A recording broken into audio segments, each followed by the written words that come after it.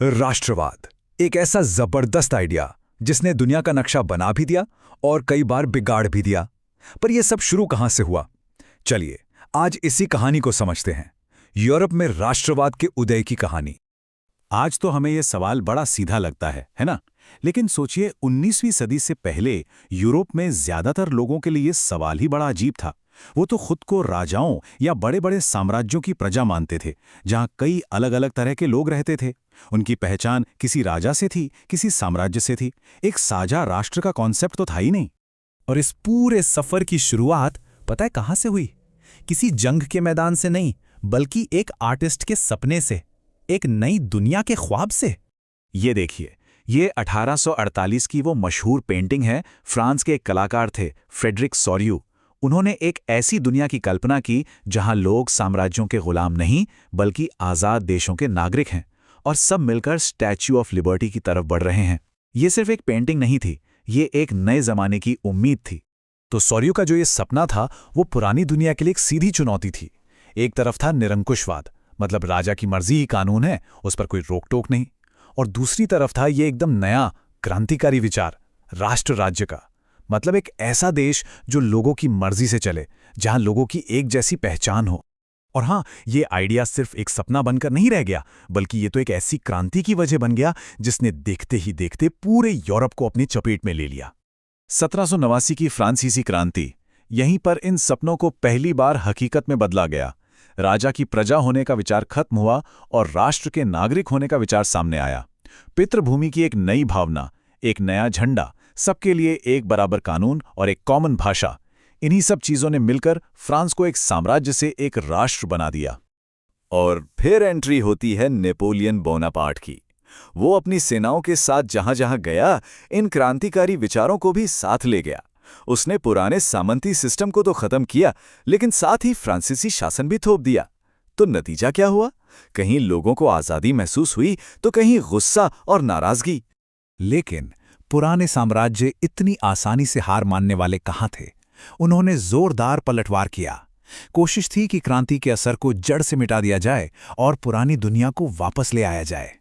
तो जब नेपोलियन हार गया तो ऑस्ट्रिया के चांसलर मैटरनिक की अगुवाई में पुरानी ताकतें वियना में इकट्ठी हुईं। उनका एक ही मकसद था, यूरोप का नक्शा फिर से ऐसा बनाओ जैसा क्रांति से पहले था। मतलब राजाओं को उनकी गद्दी वापस दो और ये जो राष्ट्रवाद की नई लहर उठी है, इसे किसी भी तरह दबा दो। पर देखिए, एक बार जब कोई आइडिया लोगों के दिलो दिमाग में घर कर जाए तो उसे दबाना मुश्किल होता है। राष्ट्र का विचार भी दबा नहीं। ये इटली के जुसेप्पे मैत्सनी जैसे क्रांतिकारियों के साथ अंडरग्राउंड हो गया। उन्होंने यंग इटली और यंग यूरोप जैसे सीक्रेट संगठन बनाए ताकि राष्ट्रवाद की ये आग जलती रहे। पुरानी व्यवस्था चलाने वाले लोग इन राष्ट्रवादियों से कितना डरते थे, इसका अंदाजा इसी बात से लगता है कि खुद मेटरनिक ने मैत्सिनी को हमारी सामाजिक व्यवस्था का सबसे खतरनाक दुश्मन कहा था। सोचिए, विचारों की ये लड़ाई कितनी जबरदस्त रही होगी। 1848 आते आते आम लोगों की क्रांतियां तो एक तरह से फेल हो गईं, लेकिन राष्ट्र का आइडिया खत्म नहीं हुआ, बस उसका रूप बदल गया। अब इसे जोशीले क्रांतिकारियों ने नहीं, बल्कि बेहद चतुर और ताकतवर नेताओं ने अपनी सत्ता के लिए इस्तेमाल करना शुरू कर दिया। प्रशा में वहां के प्रमुख मंत्री थे ऑटो वॉन बिस्मार्क। उन्होंने साफ साफ ऐलान कर दिया कि जर्मनी को एक करने का काम अब बातों या वोटों से नहीं होगा, बल्कि ये होगा रक्त और लौह से, मतलब खून और ताकत से। ये राष्ट्रवाद के एक नए, ज्यादा आक्रामक दौर की शुरुआत थी। और बिस्मार्क ने जो कहा वो करके दिखाया।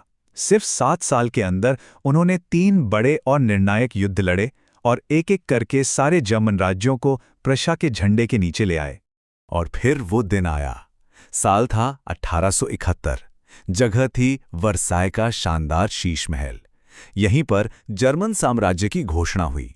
एक जर्मन राष्ट्र का जो सपना दशकों से देखा जा रहा था, वो आखिरकार एक ताकतवर देश की शक्ल में हकीकत बन गया।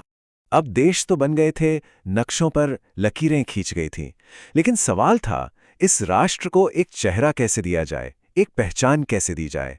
तो कलाकारों ने इस मुश्किल काम को अपने हाथ में लिया। कलाकारों ने एक कमाल का तरीका निकाला। उन्होंने राष्ट्र को एक महिला के रूप में दिखाना शुरू किया, जैसे फ्रांस के लिए मैरी आन और जर्मनी के लिए जर्मेनिया। ये कोई असल औरतें नहीं थीं, बल्कि ये तो उस देश की आत्मा, उसके विचार को एक चेहरा देने की कोशिश थी, और ये प्रतीक बहुत शक्तिशाली साबित हुए। जर्मेनिया की तस्वीर को ही देख लीजिए। उसके सिर पर बलूत की पत्तियों का ताज बहादुरी का निशान था। हाथ में जो तलवार थी वो दिखाती थी कि देश लड़ने को तैयार है। टूटी हुई बेड़ियां आज़ादी का प्रतीक थीं। मतलब हर एक चीज का एक गहरा मतलब था जो जर्मन राष्ट्र के स्वभाव को बताता था। लेकिन कहानी में एक और मोड़ आना बाकी था। जैसे जैसे 19वीं सदी अपने अंत की ओर बढ़ी, राष्ट्रवाद का यह विचार जो कभी लोगों को आज़ादी दिलाता था, अब अपना एक खतरनाक और स्याह चेहरा दिखाने लगा। हुआ ये कि राष्ट्रीय एकता का जो अच्छा विचार था वो अब राष्ट्रीय घमंड और होड़ में बदल गया। अब बात सिर्फ अपने देश को जोड़ने की नहीं रही, बल्कि दूसरे देशों से खुद को बेहतर साबित करने और उन्हें नीचा दिखाने की हो गई। इसका सबसे विस्फोटक रूप बाल्कन के इलाके में दिखा। इस जगह को यूरोप का बारूद खाना कहा जाने लगा। यहां ऑटोमन साम्राज्य कमजोर पड़ रहा था और कई छोटे छोटे राष्ट्र अपनी आजादी के लिए लड़ रहे थे। ऊपर से यूरोप की बड़ी ताकतें भी अपने अपने फायदे के लिए इस आग को और भड़का रही थीं। और आखिरकार यही हुआ। राष्ट्रों के बीच ये जो आक्रामक होड़ थी, ये जो साम्राज्यवाद की दौड़ थी, उसी ने 1914 में यूरोप को पहले विश्व युद्ध की भयानक तबाही में ढकेल दिया।